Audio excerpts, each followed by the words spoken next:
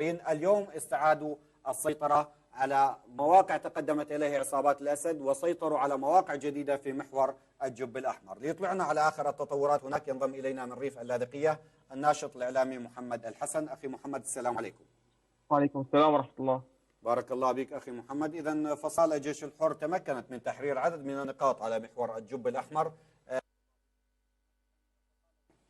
نعم، الاشتباكات ما زالت مستمرة لليوم العاشر. تحاول قوات النظام مدعومة بعناصر روسية وعناصر من حزب الله اللبناني التسلل نحو قلعة كفر دلبة التي أصبحت تسمى قلعة المجاهدين، مدعومة بإسناد جوي من الطيران الحربي الروسي وبغطاء مدفعي عنيف براجمات الصواريخ وقذائف الهون وقذائف الدبابات.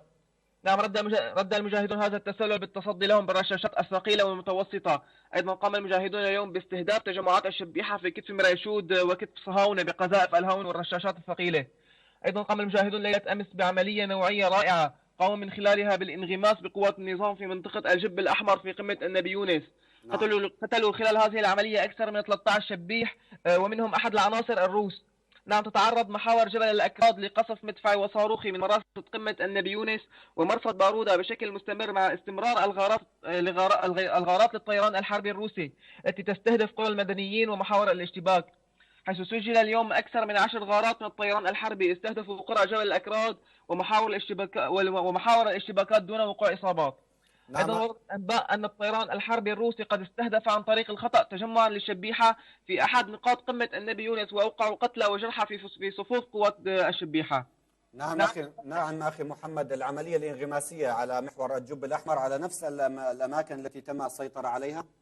نعم أخي، قاموا بالانغماس ليلة أمس على محاور التي سيطر عليها قوات النظام مسبقا وحرروها بالكامل ولله الحمد. الحمد لله.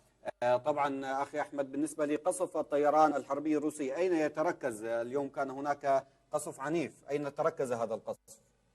نعم، سجل اليوم أكثر من 10 غارات من الطيران الحربي استهدفوا قرى جبل الأكراد ومحاور الاشتباكات في محيط قلعة كفر دلبة ومحيط محاور الاشتباك في جب الأحمر.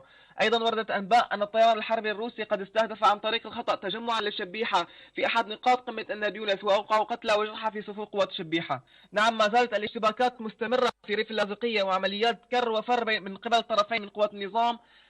قوات النظام لا تستطيع التقدم شبر واحد نحو محاور المجاهدين. أما في مدينة اللاذقية رصد طيران حربي يحلق باستمرار في سماء المدينة على علو منخفض يتجه نحو الريف، مترافقا مع عدة مشاهدات لطيران الاستطلاع في سماء المدينة. أيضا تستمر سيارات الإسعاف بالتوافد نحو مشافي اللاذقية مترافقة مع سماع صوت إطلاق رصاص كثيف محملة بقتلى وجرحى قوات النظام القادمة من محاور الاشتباك في ريف اللاذقية. نعم، ما زالت تمثيليات النظام تستمر في مدينة اللاذقية لعمل غطاء ولو كاذب في نعم، استطاعوا حسب أفاد إعلامه بأن الجبهات المختصة قد ألقت القبض على خلية إرهابية في حي رمل الجنوبي، حيث وجدوا كميا من الأسلحة والأحزمة الناسفة والذخيرة كما أفاد الإعلام النظامي الأسدي. شكرا جزيلا لك على هذه المعلومات. كان معي من ريف اللاذقية الناشط الإعلامي محمد الحسن. وضعنا بآخر التطورات الميدانية حتى هذه الساعة على الجبهة الساحلية.